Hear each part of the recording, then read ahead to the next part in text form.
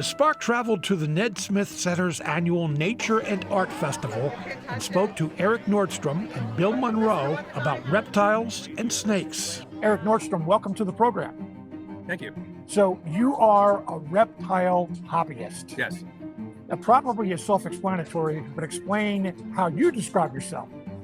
I was an enthusiast since a kid, and just like these little kids here, I always wanted, you see the turtle or the snake or the lizard, and just what is that about? And, we found them as kids, I was able to start getting into where I had some, or like a lot of kids, you have one for a little while, you let it go. I always wanted to know more. When I was in my teens, I wanted to be a herpetologist, or like some of our friends here that are academics, and I just never followed through with it. But I always had an interest where, now the idea being to educate as much as I can, and it's not my profession, but that's what I like to do. So, over the years, what did you want to learn about reptiles? The biology, the history, we're the way we are, why are they evolved the way they have, and their part in the whole biodiversity topic, what's their role, and it's so overwhelming that the more I learn, the more I want to learn about it. So what reptile did you have first? I first had a wood turtle, which we don't have them here. They're indigenous to Pennsylvania. I just don't have any here. And then box turtles, like most kids, I would drag everything home. I would put it in my pocket, go fishing, and then all of a sudden I come back with turtles and frogs. And, unfortunately then some of them didn't survive, and they were let out and got out in the house. And turtles were probably the first. I'm not even sure why I have the amount of snakes I have, and why I went that direction, other than, being in my middle age, I just, have the ability to take care of them properly. What about lizards? It's one of these things that, if I was explaining to somebody a minute ago, you start to get one, then you're going to get another, and I've already known to cut it off, because I know guys that's their thing. Yeah.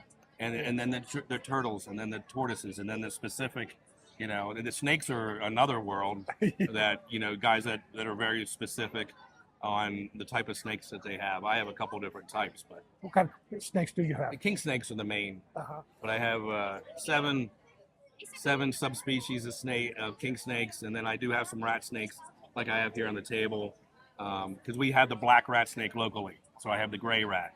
So it's easy to explain to people that the black snakes that we have locally are related to this one. Should people be afraid of reptiles? No. Why are they?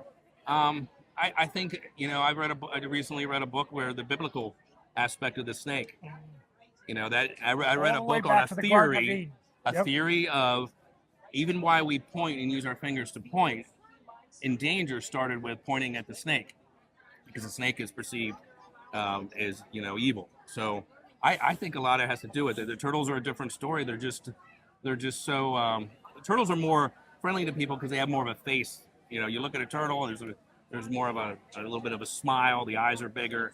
The coloration's different. I really think it's us, the human species, as we are fear-driven sometimes. So what would you like people to know about reptiles? That they are, every one that I've ever encountered has a reason for being where it's at. There's a place in the circle of life, why it's there.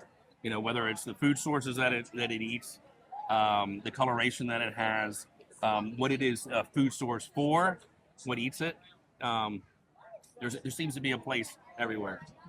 The more I learn about it, it just shakes my head that where we're at with habitat destruction, all the stuff that we do. What habitat? Obviously, that has an impact on a lot of wildlife, but what habitat destruction in particular endangers reptiles? I think just our water sources or wetlands. I think that's a good start, even though they're all, I've been out in the desert of Arizona and some other areas that you find out why things are the way they are. And I think the wetland, our water issues, which wetlands, we're draining them. They're wondering why we're getting species that are trying to cohabitate with people when people don't want them to be there.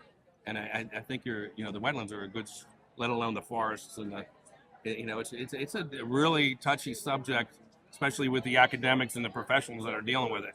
I have friends in the field that tell me that, our populations are, just the human population is affecting everything. Bill Monroe, welcome to the program. Thank you. Thank you. I have to tell a quick story here. A few weeks ago, we heard the story, got a lot of publicity about the Hershey Bears team doctor in the desert of California helped to save a young man who was bitten by a rattlesnake. And I got the sense that a lot of people wanted to know how dangerous snakes are, what snakes are venomous, what snakes are dangerous. You are the snake guy, as you've always been known as a snake guy. In Pennsylvania, how many dangerous snakes are there? Well, of 21 species in the state of Pennsylvania, only 2, the rattlesnake and the copperhead, are venomous. I always say to people, a rattlesnake is a rattlesnake. It has an apparatus on the end of its tail. Obviously, that identifies that snake. If you learn the pattern of a copperhead, which is an hourglass marking, or 2, coincidentally, Hershey kisses end to end, that is the pattern. There's no other snake with that pattern in the state of Pennsylvania. And their venom is hemotoxic. It's not deadly, as the word is used. Those who might reach that point in their demise, it's simply because they get anaphylactic shock, which it closes up their breathing apparatus. But the venom itself will not kill you. Hershey Bears coach, medical specialist, whatever he was, out there's Mojave rattlesnakes, which are hemoneuro. They affect your nerves and your blood, so it's a whole different ball game because there's 32 different species of rattlesnakes in North America. We in Pennsylvania have 2. One is the most common, the timber rattlesnake. The second one is only in 5 of Pennsylvania's 67 counties, out near Butler and Venango and Clarion, and that's called the Massasauga. It's a federally protected rattlesnake. So if someone comes upon those 2 species that you just described, what should they do? Seek medical attention. I know in the Harrisburg area, there's a medical facility. I only know it by the name Pinnacle. They are specialists in snake bite. But I was bitten in 1991, and I could not have snake venom, venene, as it's called, administered to me because I was allergic to the test. So my little finger is crippled from that cage bite. It wasn't out in the field. It was a mistake I made. It wasn't the snake's fault. Yeah. So you've only been bitten one time? And I've caught thousands. So obviously you're not afraid of them. How did you become the snake guy? I've just, ever since a small boy, I mean 8, 9, 10 years old, my parents recognized my interest in snakes. And lo and behold, they were very cooperative. I had good parents down in the Berks County area near Wyomissing, West Reading. And it was there that I had snakes all my life. So what snake is this? What kind of This snake? is a corn snake, which is not one of the Pennsylvania native species. However, we have the milk snake, which is equivalent to this snake. It's a powerful constrictor, can climb vertically up the side of a textured tree. So they're in New Jersey and on south, but not in Pennsylvania. But these snakes do well for this kind of a performance. They do well. They're the snake. I tell parents who ask me, oh gosh, my kid wants to get a snake, get them a corn snake because they're captive bred. They're not taking them from the wild. They're captive bred. Now, he keeps, I'm saying he, The snake keeps sticking its tongue out. What is he doing? Okay, they have a specialized gland in the top of their mouth. It's called the Jacobson's organ. The tongue is bringing back sensory particles to that organ, which are transferred to the brain. So it tells them hot, cold, soft, hard, food, not food. They do not have external ears. People say, oh, snakes won't be out. There hasn't been any thunderstorms yet. That's all misnomers, all incorrect. What other myths are there about snakes? Other myths? Yeah. Oh, that they grab their tail and they run down the hill. That a female garter snake will get her babies and have them jump in her mouth. There's just all kinds of things that are incorrect about snakes. That copperheads smell like rotten cucumbers. I always say, who smelled rotten cucumbers? You know, and that's not true. They have a musk gland, as most animals do, that can expel a pungent odor, but that's only as a defensive mechanism. They are not aggressive. People associate that word aggression with snakes. They are not aggressive. They are 100% defensive. So it sounds as if a lot of people need to be educated about snakes. I know you have been a long-time educator about snakes. What would you like them to know?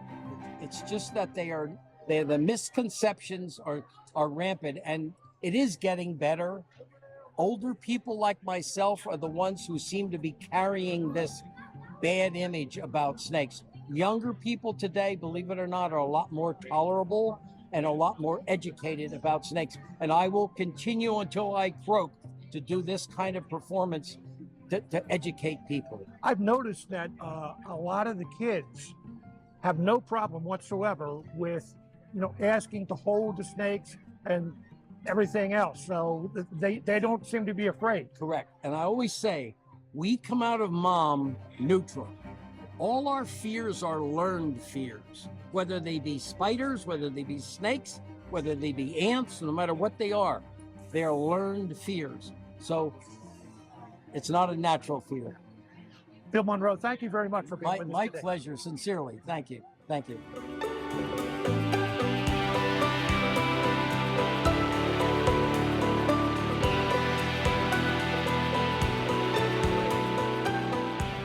For more from Mosaic, please like and subscribe to the channel or check out another video. To help support this project, please visit witf.org/mosaic.